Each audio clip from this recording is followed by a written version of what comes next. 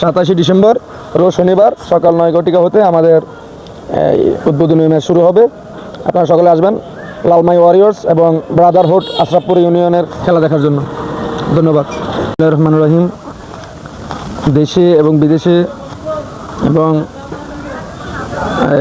যারা আমাদের উপদেষ্টাবৃন্দ আছেন সকলকে আমার সালাম। আসসালামু আলাইকুম রহমতুল্লাহি ওয়া বারাকাতুহু। ইনশাআল্লাহ 12তম আসরের পিসিএল টি20 ক্রিকেট টুর্নামেন্টের 12তম আসরের দ্বার প্রান্তে আর মাত্র 4 দিন বাকি। ইনশাআল্লাহ 4 দিন পরে আমাদের 12তম আসরের উদ্বোধনী ম্যাচ। আপনাদের সকলের দাওয়াত, আর বিশেষ করে মাঠের কাজ চলমান।